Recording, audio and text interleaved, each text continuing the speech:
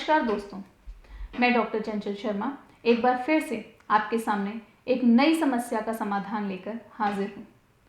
दोस्तों, आज हम बात करेंगे एंडोमेट्रियम थिनिंग की, यानी कि बच्चेदानी की झिल्ली का पतला होना या फिर ठीक से ना बढ़ना।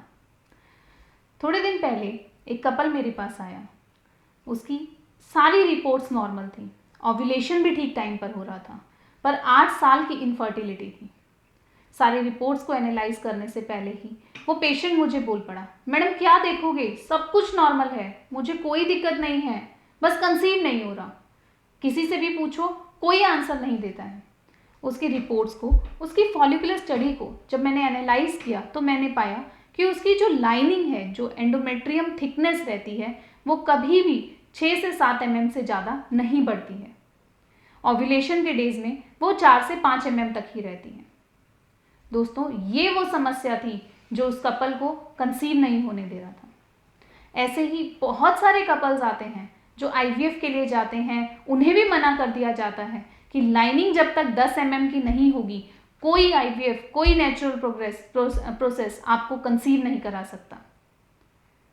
तो कैसे इस एंडोमेट्रियम थिकनेस को हम ग्रो कर सकते हैं, आज इस यूट्यूब वीडियो के अंत तक आप जान पाएंगे। दोस्तों, सबसे पहले जानते हैं कि एंडोमेट्रियम की इंपॉर्टेंस क्या है। एंडोमेट्रियम यानी कि गर्भाशय की झिल्ली, ये वो झिल्ली है जो आपके बच्चे को वो बेड तैयार करके देती है जहां पर वो 9 माह सरवाइव करता है। अब सोचिए, अगर वो बेड बहुत अच्छा, बहुत हेल्दी, बहुत थिक नहीं होगा तो बच्चा ग्रो कैसे करेगा? वो इलास्टिसिटी, वो यूट्रस को बढ़ने के लिए जो स्पेस चाहिए, वो उसे कैसे मिलेगा? दूसरा, उसको जो न्यूट्रिशन पहले 3 महीने में चाहिए होता है, जो गर्भाशय की झिल्ली के द्वारा उसे मिलता है, वहां पर कमी आएगी। और वो वेस्कुलैरिटी, जो एंडोमेट्रियल जोन वेस्कुलैरिटी होती है, वो ठीक नहीं होगी। और बच्चे को प्रॉपर न्यूट्रिशन ना मिलने की वजह से बार बार या तो धड़कन नहीं आती है या फिर एबॉर्शन हो जाता है। इतनी इंपॉर्टेंस रखती है ये एंडोमेट्रियम। तो इसको इम्प्रूव करने के लिए हम क्या कर सकते हैं? सबसे पहले हम उत्तर बस्ती थेरेपी करते हैं। उत्तर बस्ती में ऐसे ऑयल्स यूज़ किए जाते हैं, ऐसी मेडिसिन यूज़ की जाती हैं जो कि यूट्रस के अंदर डाली जाती हैं और वो यहाँ यूट्रस की लाइनिंग में, यानी कि इस गर्भाशय की झिल्ली में एब्जॉर्ब होती हैं और इसको वापस से नरिश करती हैं। दोस्तों, कहीं पर भी अगर दोषाज एक्यूमुलेशन होंगे तो वो चैनल ब्लॉकेज करता है, और जब यहाँ पर चैनल ब्लॉकेज होगी तो जो हमारी एंडोमेट्रियम है वहाँ प्रॉपर सर्कुलेशन नहीं जाएगा और वो ठीक तरीके से बढ़ नहीं पाएगी। आयुर्वेद में इसे रस धातु की उपधातु के रूप में मानते हैं। तो अगर रस धातु आपकी अच्छी है तो ही वो उत्तरोत्तर धातुओं का ठीक से पोषण कर सकती है। इसलिए डिटॉक्सिफिकेशन और चैनल ब्लॉकेज का रिजॉल्वेशन बहुत ज़्यादा इंपॉर्टेंस रखता है, वो हम यहाँ पर उत्तर बस्ती के थ्रू कर पाते हैं। दूसरा, पंचकर्मा प्रोसीजर करते हैं।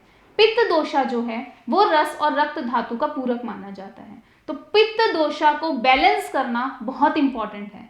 अगर पित्त नॉर्मलाइज रहेगा तो आपकी रस और रक्त धातु आपकी एंडोमेट्रियम को प्रॉपरली ग्रो करने में मदद कर पाएगी, चैनल ब्लॉकेज को रिजॉल्व कर पाएगी, दोषास को साम्य कर पाएगी। इसलिए विरेचन थेरेपी, पंचकर्मा प्रोसीजर, रक्त मोक्षण कराना बहुत जरूरी हो जाता है। साथ में आयुर्वेदिक ऐसी हर्बल अनेकों मेडिसिन हमारे आयुर्वेद में बताई गई हैं जो इस गर्भाशय की झिल्ली को बढ़ने में मदद करती हैं।